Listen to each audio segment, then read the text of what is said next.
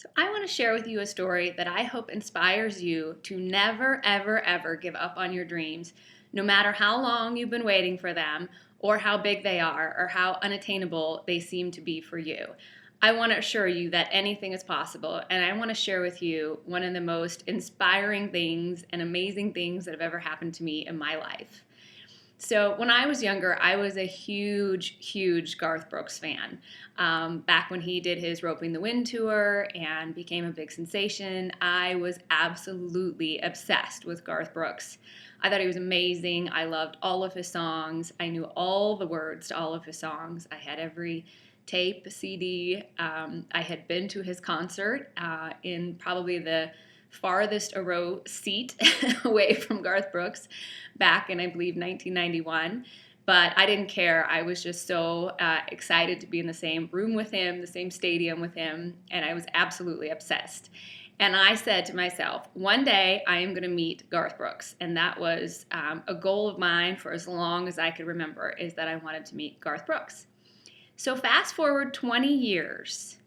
And I was on an airplane, a Southwest airplane, and I opened it up, and there was a advertisement for a Garth Brooks concert in Las Vegas. And I said, I am going to go. And I pulled the little ad out, and I put it in my bag, and I carried it with me everywhere because I was absolutely determined that I was going to meet Garth Brooks and go to his concert.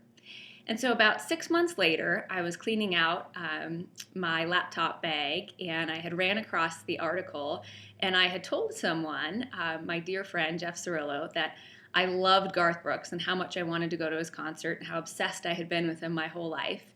And he said, well, I know Garth Brooks. I can get us tickets. And so, much to my amazement, he got us tickets to the concert in Las Vegas. We went down for a weekend. It was so amazing.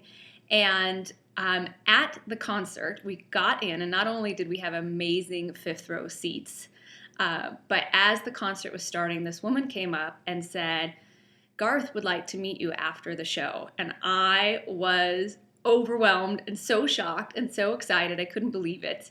And I could hardly sit still the whole concert. I was just overwhelmed. The concert was amazing. Garth was amazing.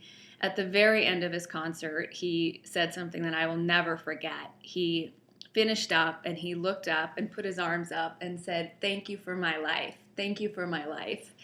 And it was just one of the most amazing moments of humility and grace and just someone who absolutely loves life and has lived it to the fullest. And it was just amazing. So after the show, we went backstage and waited for Garth, and his assistant came out and got us, and we got to go backstage into his dressing room with him and his wife, Trisha Yearwood, and meet them and talk with him, and it was so amazing. I could hardly speak. I was so overwhelmed, but I was sitting there having this moment where I was like, wow, dreams really do come true. And it has been 20 years that I've had this dream to meet Garth Brooks, and it is coming true in this moment. And I was just so overwhelmed. And I just want to thank, of course, Jeff Cirillo for helping make that dream come true for me, and for Garth Brooks for inspiring me for all these years. And the one thing I would just leave with you is that no matter what, don't ever give up on your dreams, no matter what it is, because anything is possible. And you have no idea how it might come to fruition, but it will. Just keep the dream in your heart, know that anything is possible, and never, ever give up. So thank you.